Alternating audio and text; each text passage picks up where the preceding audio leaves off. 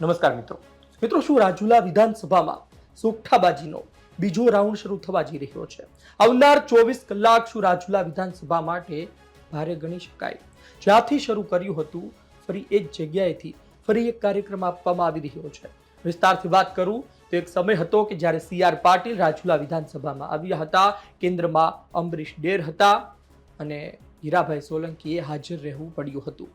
અને ફરી એ જ સમય આવ્યો છે, CR પાટીલ આવી રહ્યા છે, કેન્દ્રમાં અમરીશ ડેર છે અને હીરાભાઈએ કદાચ પરાણે હાજર રહેવું પડે.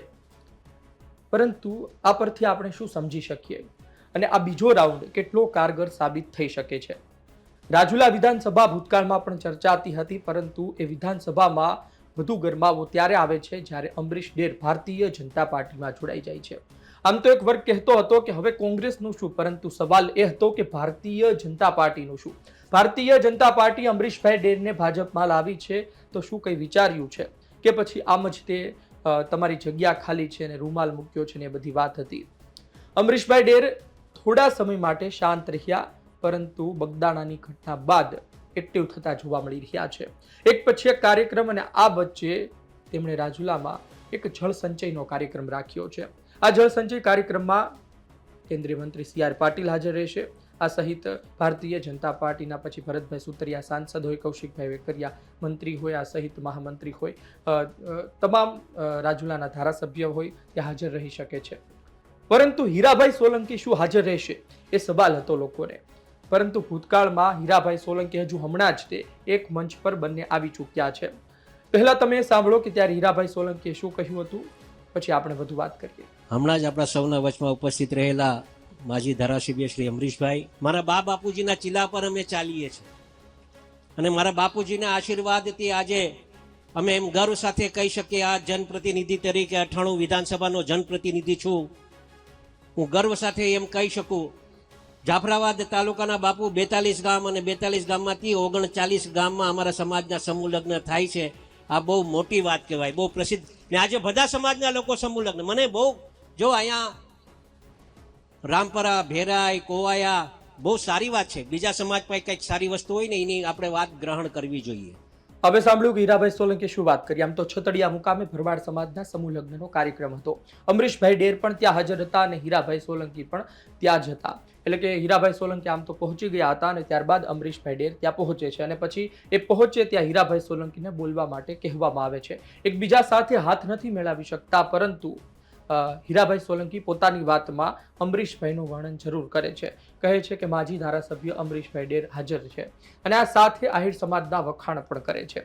એટલે કે જે પહેલાની વાત હતી કે ભાઈ હીરાભાઈ સોલંકીએ બગદાણાની બબાલમાં રસ લીધો, ત્યારબાદ તેમના પર એક ટેગ લાગ્યો હતો કે જ્ઞાતિવાદી છે, હીરાભાઈ સમાજનું રાજકારણ કરે છે, જ્ઞાતિનું રાજકારણ કરે છે. પરંતુ હવે તેઓ ધીમે ધીમે અન્ય સમાજની વાત કરી રહ્યા છે. ખાસ કરી આહિર સમાજમાં એક ખોટો મેસેજ ન જાય તે વાત સાથે તેઓ પણ આ પ્રકારે, આ પહેલા પણ એક વખત તેઓ આહિર સમાજના વખાણ કરી ચૂક્યા છે. ફરી એક વખત અમરીશભાઈની હાજરીમાં તેમણે વખાણ કર્યા હતા. પરંતુ એક વાત સત્ય એ છે કે એમના સોશિયલ મીડિયામાં એમણે અમરીશભાઈ દેખાતા હોય તેવો ફોટો નહોતો મૂક્યો. પોતાના ભાષણમાં જ્યારે તેઓ વાત કરી રહ્યા હતા ત્યારે જ અમરીશભાઈ પાછળ બેઠા હતા, પરંતુ એ ફોટા અમને ના જોવા મળ્યા. ખેર, રાજકીય નેતાઓને એ પણ ખબર હોય છે કે સામે કેટલો મજબૂત નેતા છે અને કેટલું નુકસાન પહોંચાડી શકે છે.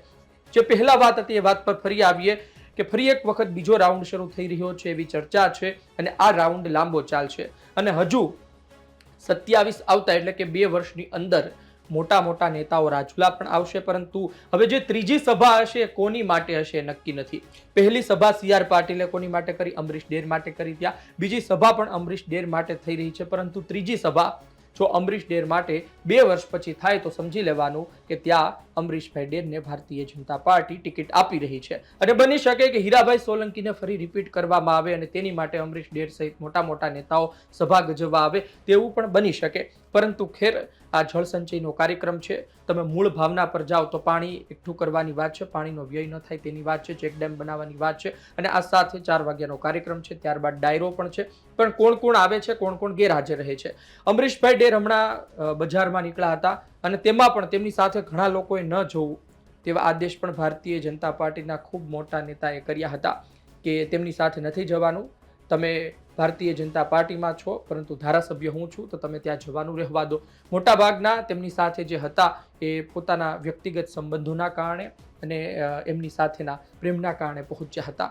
પરંતુ હવે દિવસે ને દિવસે રાજુલાની રાજનીતિ ગરમાઈ રહી છે. આ બીજો રાઉન્ડ શરૂ થવા જઈ રહ્યો છે. જોઈએ આવનાર દિવસમાં તેની કેટલી અસર પડે છે. પરંતુ ત્રીજા રાઉન્ડ સુધી, ત્રીજી સભા સુધી આપણે જોવાનું રહેશે કે રાજુલા વિધાનસભામાં શું થાય છે અને ત્યારબાદ દૂધનું દૂધ, પાણીનું પાણી થશે અને નેતાઓ પોતાના તેવર બદલી રહ્યા છે. હીરાભાઈ સોલંકી પહેલા બોલતા હતા અને હવે બોલે છે, તેમાં ખૂબ ફરક છે અને કદાચ તેમને પણ ખબર છે કે હવે અમરીશભાઈ ડેર એક્ટિવ થઈ ચૂક્યા છે તો તેમને પણ ઘણો સુધારો કરવો પડશે અને આ સાથે હીરાભાઈ વર્તન કરી રહ્યા છે. એમને કદાચ ભરવાડ સમાજના સમૂહ લગ્નમાં પહોંચવું પડતું હશે એટલે તેઓ પહોંચ્યા હશે. બની શકે આમાં ના પણ હાજર રહે, પણ તેની શક્યતા ખૂબ ઓછી છે. CR પાટીલ આવતા હોય તો પછી હીરાભાઈ સોલંકી પહોંચે અને હીરાભાઈ સોલંકી આ પહેલા પણ કહી ચૂક્યા છે કે મારી માટે પાર્ટી મહત્વની છે, તો કદાચ પાર્ટીનો આદેશ હોય તો તેઓ હાજર પણ રહે. અને ભૂતકાળમાં જે પ્રકારે મેં તમને વિડીયો સંભળાવ્યો તેમાં અમરીશભાઈનું નામ બોલે છે એટલે એ વાત હવે કદાચ આપણે સવાલ કરવા જેવી નથી રહી કે હવેના કાર્યક્રમમાં અમરીશભાઈનું નામ બોલશે કે નહીં. તેઓ બોલે છે એટલે કે સીધી વાત છે કે હવે એક ખેલદિલી સાથે રાજકારણ કરવામાં આવી રહ્યું છે. આપનું શું કહેવું છે કોમેન્ટ બોક્સમાં જરૂરથી જણાવજો. જે બોલે છે, જે પ્રકારે દેખાડવામાં આવી રહ્યું છે તેવું હોતું નથી અને ખરા અર્થમાં જે અંદર ખાને છે તે પ્રકારનું બહાર આવતું નથી. આપનો અભિપ્રાય કોમેન્ટ બોક્સમાં લખજો. ધન્યવાદ.